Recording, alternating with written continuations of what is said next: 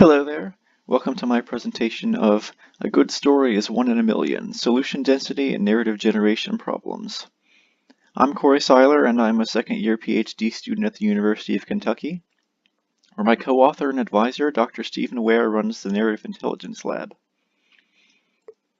This paper examines some of the trade-offs between different desiderata for using AI to control virtual story characters. For instance, if we want to produce an overall story structure that meets the author's constraints, but we also want each individual character to act believably. Especially in a real-time interactive system, we can't afford to sacrifice too much computational efficiency to get these things. One family of approaches is called strong autonomy, where we have self-directed characters with no central coordination. Instead of enforcing story structure explicitly, we have to design the initial world to result in a compelling emergent narrative. Another family is strong story, where we have a central agent telling the characters what to do. This makes it easier to guide the story in a particular direction, but it can be a challenge to give the illusion of agency for the individual characters. Strong autonomy and strong story form a spectrum, and a lot of narrative AI work falls somewhere in between. For instance, a drama manager can guide semi-autonomous agents, a narrative planner can choose character behaviors with some compromises to create the appearance of more autonomy, or a system can generate either many possible stories offline and choose the best, or in the case of Felt, create a large database of events from a single story world and choose a subset of those events. In this paper, we are interested in ways to quantify the trade-offs between autonomy and centrality. For instance, if we allow for full or partial autonomy, how often will we get a story that also meets the authorial constraints?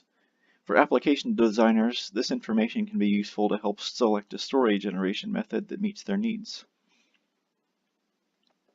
In order to compare such a diverse range of systems in a systematic way, our experiments don't implement such systems directly. Instead, we characterize the possible outputs of a range of systems from strong story to strong autonomy, and then we enumerate and compare the spaces of output stories, or solution sets.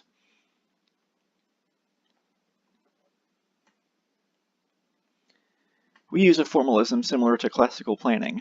The world state is described by propositional variables. Discrete actions can be taken to alter the world state if their preconditions are met, and we will use story broadly to refer to any legal sequence of actions. We also have author goals. Like the goals in classical planning, these are used to define what should be true in the story's end state, and characters can have their own goals. These are used to help define which actions make sense for the characters. To illustrate our solution spaces, we'll have a running example. We have a hero who has a coin and wants to acquire medicine for his grandma. There's a merchant selling medicine, and the merchant wants to have the coin. There's a bandit that would like to nab the coin and the medicine, and the author goal is for the hero to succeed at getting the medicine. So consider this story. The bandit steals the medicine from the merchant and gives it to the hero.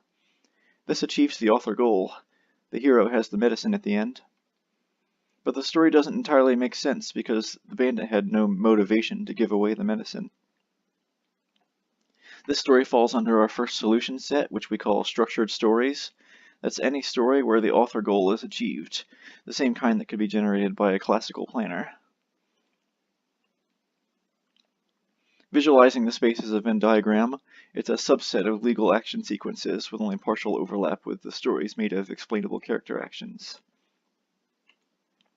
Conversely, consider the story where the bandit kills the hero and loots the coin. This time, with the death of the hero, our author goal is rendered unreachable. But the bandit's actions make sense because the bandit's goal was to get the coin. This falls under the solution set we call stories with intentionality. Any stories where the character actions are all explainable. See the paper for a formal definition of what this means. As an output space, this exemplifies the kind of stories that might be produced if we let the characters act with full autonomy. And here's where that solution set falls in our Venn diagram. In another scenario, the hero buys the medicine from the merchant. This is an example of a story where the author goal is achieved. The hero has the medicine, and the character actions are explainable. The hero wanted the medicine, and the merchant wanted the money. This is a member of the intersection of the previous two solution sets, hence we call it structured stories with intentionality. This solution set matches what certain narrative planners could output. And as we said, it's an overlap between the previous solution sets as illustrated here. Now consider a story where the bandit steals the coin from the hero. The author goal is not achieved, but unlike our story where the bandit robbed the hero in a more lethal way, we end in a state where the author goal could be achieved later on if the story were to be extended. We call this property potentially structured, and it's inspired by a particular technique some drama managers use, where they don't guarantee a specific story trajectory, but they can intervene to prevent specific actions that will derail the story altogether, like killing a necessary character. So this solution set is sort of a relaxation of our previous one. Each of these solution sets was inspired by a particular style of system with varying levels of character autonomy, from multi-agent systems that impose no explicit author constraints to classical planners that only enforce author constraints.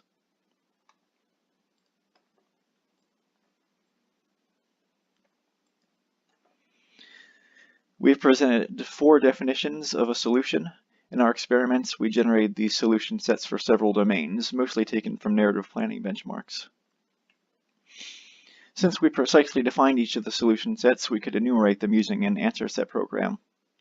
Coincidentally, our colleagues have a paper at this conference that's fully dedicated to the techniques and applications of answer set narrative generation that I'm looking forward to.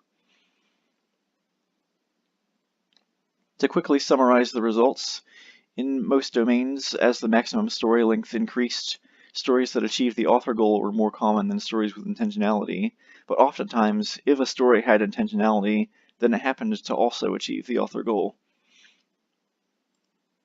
There was, however, one domain where this trend was reversed, and there were more stories with intentionality, and oftentimes author goal achievement led to intentionality. You can see the full results in the paper, but here are just a couple of representative plots that show the relative sizes of the solution sets.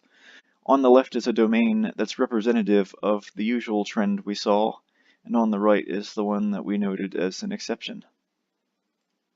These trends make sense because oftentimes the domains were designed to replicate a specific baseline plot like the Indiana Jones movie. The design of the actions and character goals nudges the story direction towards the author's intent in these cases.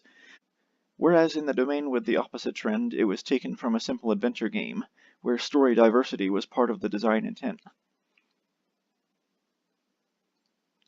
In this paper, we explored the concept of solution density. That is, how much do we narrow down the story space by combining certain types of constraints? This is a useful tool for exploring trade-offs between story generation strategies. And as such, because our lab often works with narrative planning, our experiments gave us some specific insights there. For instance, that many story domains have the property, if you find a sequence of explainable character actions, they will often lead to the author goal being met as well. In future work, we are exploring whether planner design can exploit this property, whether we can favor an author goal first or explanation first strategy based on the solution density. In the process, we're also trying these experiments with more domains and solution spaces that include belief models. That's all I have today. Thank you for listening.